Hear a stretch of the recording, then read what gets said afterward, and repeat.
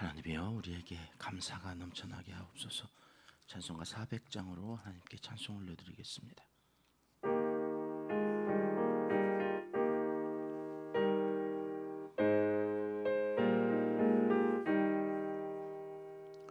험한 시험물 속에서 나를 건져주시고 노한 풍랑 지나도록 나를 숨겨주소서. 주여 나를 돌보시사 고이 품어주시고 험한 풍파 지나도록 나를 숨겨주소서.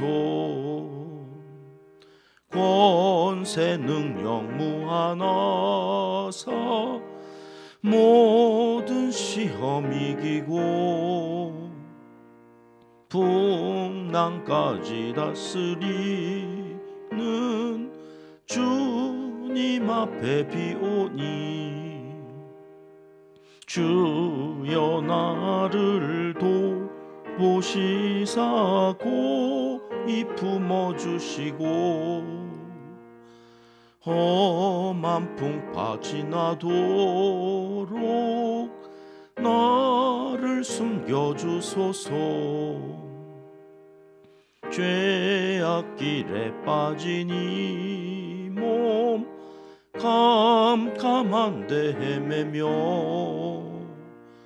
부르짖는 나의 원 들으소서. 내 주여 주여 나를 돌보시사 고이 품어주시고 험한 풍파 지나도록 나를 숨겨주소서.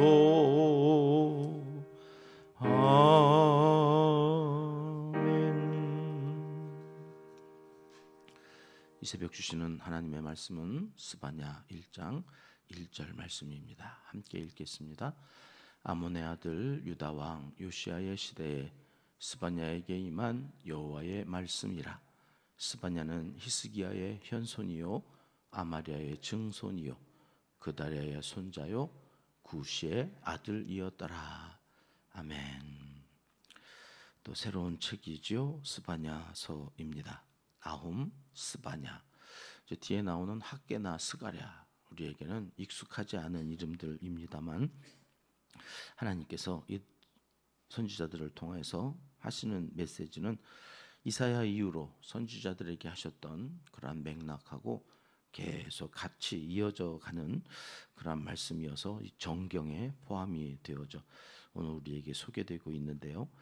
오늘 우리 1절 읽었습니다만 이 스바냐서는 2절 말씀 한번 보실까요? 바로 밑도 끝도 없어요. 가타부타 다른 설명도 없어요. 하나님께서 자기에게 말씀을 하셨는데 땅 위의 모든 것을 진멸할 거다. 진멸하신다로 시작해. 설명이 좀 있어야 되잖아요. 왜 그러신지 그런 거 없이 진멸한다. 또 멸절한다 이런 표현으로도 1장에서만 9번 나옵니다. 9번. 하나님이 얼마나 화가 나셨는지 밑도 끝도 없이 진멸하겠다, 멸절하겠다 9번 말씀을 하세요. 근데 이때가 이제 언제였는가? 우리가 1절에서 살펴봤죠. 스바냐가 어떤 사람인지를 우리에게 소개해 주는데 그가 요시야 왕 시대에, 요시야라고 하는 왕은 종교 개혁을 이제 마지막 불꽃처럼, 그래서 남유다를 하나님께로 회복하려고, 이렇게 돌이키려고 엄청 애를 썼던 그런 왕이잖아요. 그런 왕 시대에 이 스바냐는 히스기야의 현손이었다는 거죠. 우리가 잘 알죠. 히스기야 남유다의 선한 왕입니다. 묘실이 있는데 이스라엘에 가면 왕의 이 묘실에 가장 높은 곳에 위치해 있는 위대한 왕이죠. 그러니까 남유다의 그 다윗 밑에 그 가장 높은 곳에 있는 그 묘실이 히스기야, 히스기야를 그렇게 높이 평가하는 이유가 있지요. 그가 기도의 응답으로 그 아수르가 얼마나 괴롭혔는지 히스기야 왕 때 하나님께서 그 아수르의 손에서 벗어나게 해주시는 이런 놀라운 일들이 있었기 때문에 더더군다나 히스기야, 그는 15년 동안 죽음 앞에서 삶을 연장받았던 기도의 사람이기도 했지요. 말년에 조금 스타일이 좀 구겨지기는 했습니다만 그 히스기야의 현손이라는 거죠. 그러니까 이 스바냐라고 하는 사람은 왕족이었어요. 왕족. 이게 무슨 이야기일까요? 요시야 왕은 8살의 왕이 되거든요.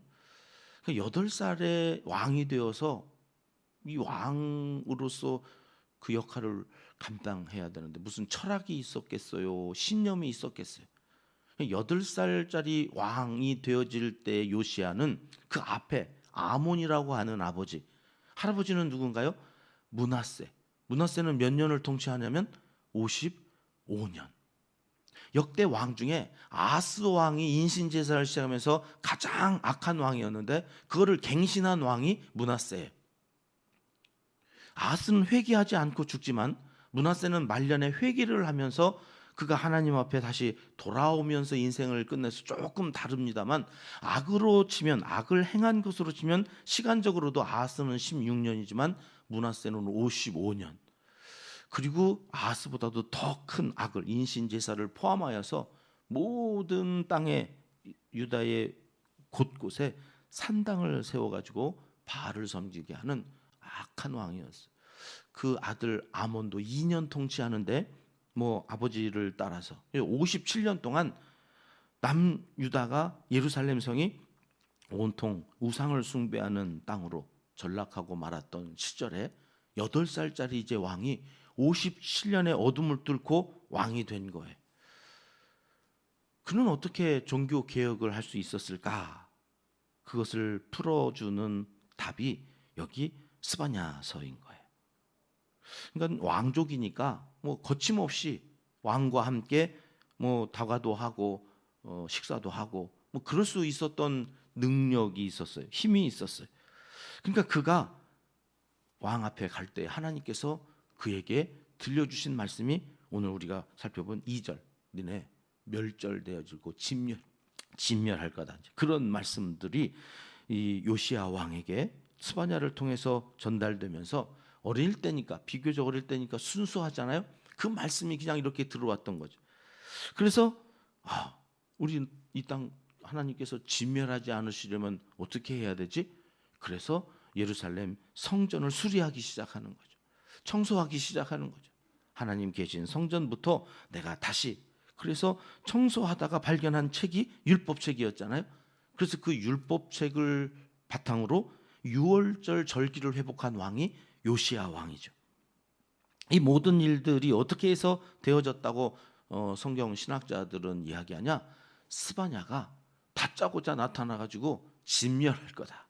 하나님께서 망하게 하신다고 그래서 어안이 벙벙해가지고 겁이 났던 요시야는 그렇게 율법책을 통하여 종교 개혁을 할 수 있었다. 자, 그러면 요시야 왕을 정신이 번쩍 나게 했을 스바냐의 예언들을 조금 더 구체적으로 살펴보죠. 3절 말씀 우리 함께 읽겠습니다.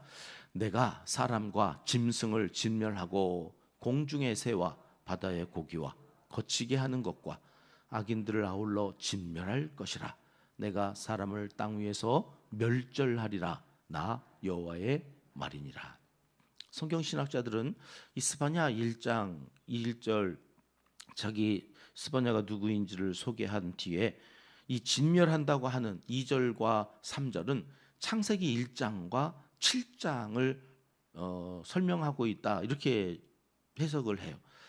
무슨 얘기냐면 온 땅에 하나님께서 지금 진멸하시겠다고 하는 삼라만상은 누구 작품이에요? 하나님께서 창조하셨다는 거잖아요. 그런데 제약이 간영해가지고 진멸했던 적이 한 번 있어요. 언제요? 노아의 홍수 시대에 완전히 진멸시키는 그때를 하나님께서 다시 말씀하시는데 스바냐에 와서 다른 게 있어요. 노아의 홍수와 스바냐가 예언하고 있는 하나님이 여호와의 날, 그 심판의 날로 하시는 특징이 뭐가 다르냐면 노아의 홍수 때는 그래도 뭐는 남기셨어요? 물고기, 바다의 고기는 남기셨어요. 그죠? 물로 심판했기 때문에 물속에 사는 것들은 살 수 있었어요. 그런데 여기 스바냐 3장 보세요.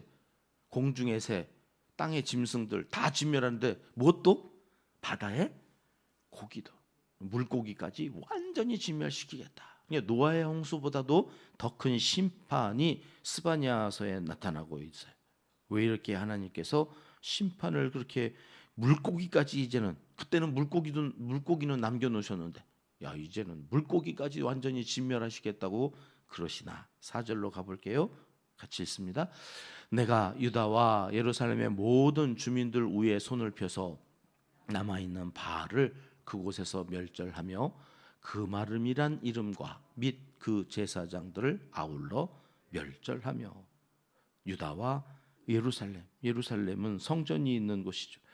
그 성전이 있는 그 곳에도 뭐가 있어요? 지금 바알로 가득 찼어요. 하나님이 계셔야 되는 성전에다도 바알과 아세라 목상을 세워놓고 거기에서 우상을 숭배하니 내가 이렇게 물고기까지 이제는 노아의 홍수 때보다 더 큰 심판으로 그곳을 멸절하겠다. 여기 그마림이라고 하는 이름은 바알을 섬기는 이제 제사장들을 당시에 그마림이라고 불렀다고 그래요.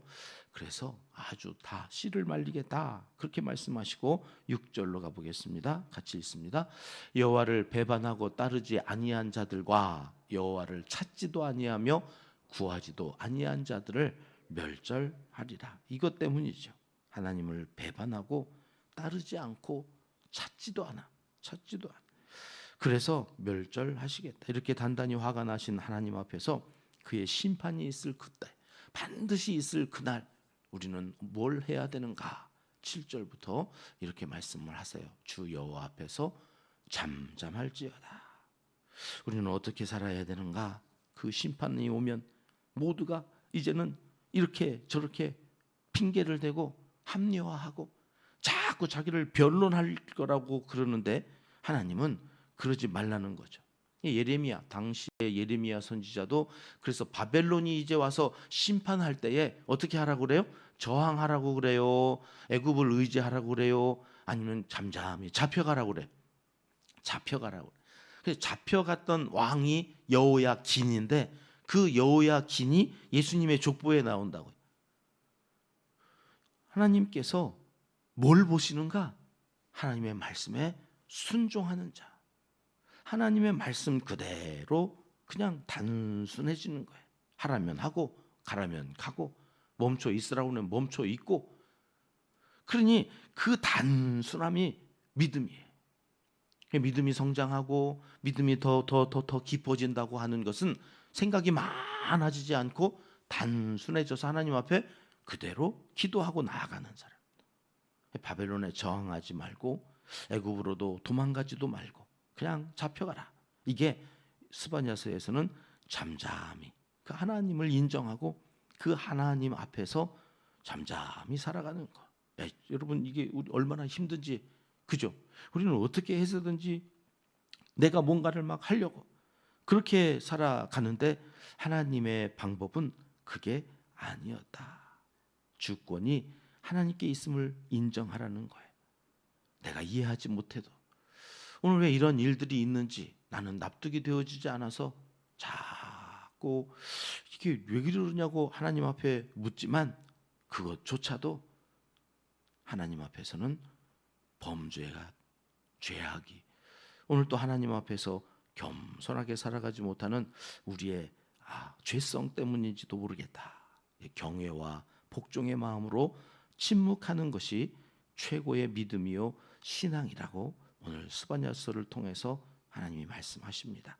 심판의 날에 우리가 구할 것은요 은혜요 자비하심이지 변명하거나 부당하다고 아우성치며 이 말 저 말 아무 말이나 막 하고 다니는 게 아니었다. 나의 말보다 하나님의 말씀을 듣는 귀를 갖고 사는 것이 말세에 복 있는 사람의 모습이다. 이렇게 말씀해 주십니다.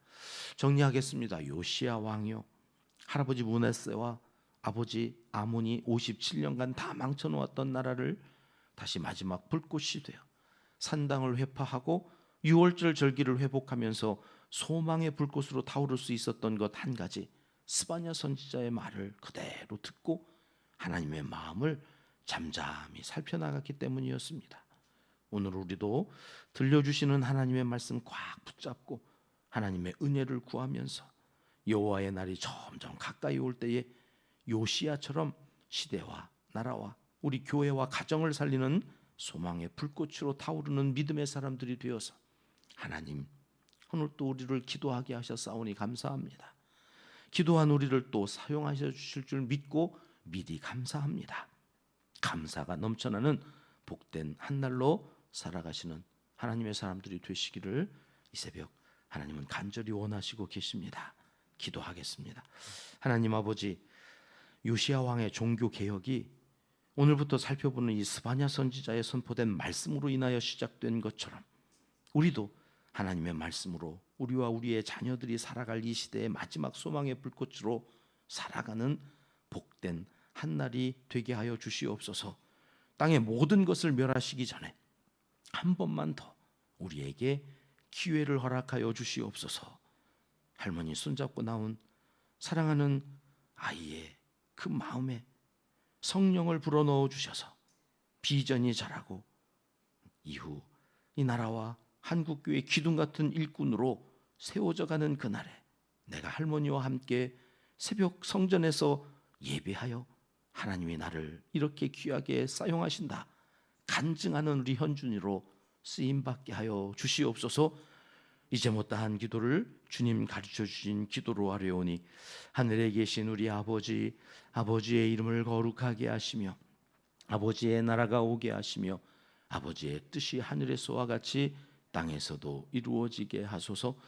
오늘 우리에게 일용할 양식을 주시고 우리가 우리에게 잘못한 사람을 용서하여 준 것 같이 우리 죄를 용서하여 주시고 우리를 시험에 빠지지 않게 하시고 악에서 구하소서. 나라와 권능과 영광이 영원히 아버지의 것입니다. 아멘. 합심해서 함께 기도하겠습니다. 말씀이 들려질 때 잠잠히 순종하며 살아가는 믿음을 더하여 주시기를 기도하고 시작합니다. 우리에게 첫 번째 비전입니다. 감동과 감격이 넘치는 예배 공동체가 되게 하소서.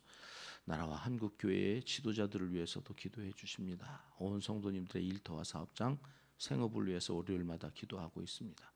참 많이 힘들다고 하시는 사업하시는 분들 위해서 기도해 주시면 감사하겠습니다. 선교사님들과 농촌교회, 개척교회, 환우들을 위해서 우리 계속 기도하고요. 교회 일꾼을 세우는 임직 과정이 축제가 되어져서 하나님 일꾼들을 통하여 교회가 더욱더 든든하게 복음을 전하며 하나님의 나라를 세워가는 우리 은평교회가 되게 해달라고 함께 기도하시겠습니다.